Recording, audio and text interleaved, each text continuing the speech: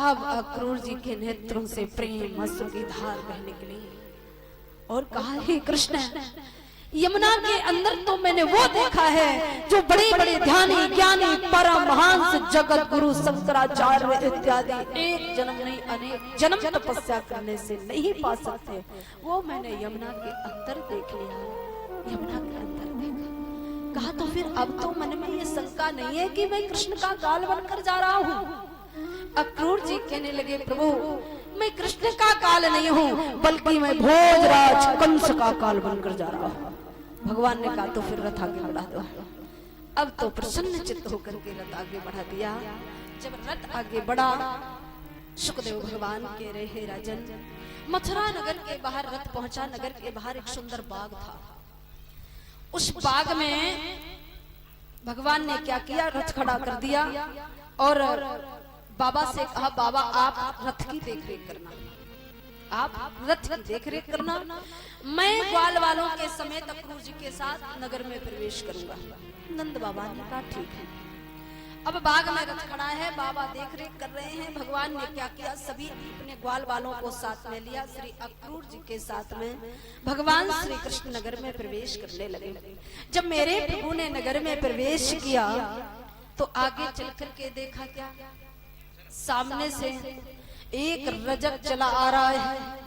श्री वेदव्यास जी वर्णन कर रहे हैं कि रजकम कच्चिदायंतम रंगे कारम गदाग्रज दृष्टा याचत वासासि धौतान युद्धमान रजकम कच्चिदायंतम रंगकारम गदाग्रज। सामने से एक रजक चला आ रहा था, जिस रजक के हाथ में रंग बिरंगे राजा महाराजाओं के वस्त्र थे। भगवान ने रजक को देखा तो उस रजक से पूछा कि भैया आप कौन हैं। भगवान ने बड़ी आराम से पूछा था कि आप कौन हैं।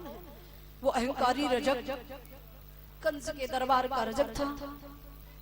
कहने लगा, नंद के छोने बन बन गौएं चराने वाले एक राजा से रजक करने की यानी बात करने की हिम्मत हो गई। भगवान ने कहा, नालायक, मैं तो बड़ी मीठी बाणी से पूछ रहा हूँ, तू बेसुगल में लगा। रजक ने कहा, मैं भोजराज कंस के दरबार का रजक हूँ, नंद के छोड़े मेरा रास्ता छोड़ दो। भगवान ने कहा, रजक, त्रेता युग में तो मैं मर्यादा पुरुषोत्तम था, इसलिए सारा अपराध में सहता रहा, लेकिन अब लीला पुरुषोत्तम हूँ, अब तुझे मैं क्षमा नहीं करूंगा। मेरे प्रभु ने क्या किया, उसी क्षण रजक के हाथों से रंग बिरंगे वस्त्र थे उन्हें छीन लिया और छीन करके वस्त्रों को एक साइड रख दिया। रजक को उठाया, उठा करके पत्थर की शिला पर पटक दिया। एक बार मुष्टिका का सीने में प्रहार किया तो रजक के प्राण पखेरु निकल गए। भगवान ने उसका वध कर दिया। अब भगवान ने क्या किया, जो उसके हाथों में रंग बिरंगे वस्त्र थे, स्वयं भोजराज कंस के वस्त्र भगवान ने धारण कर लिए।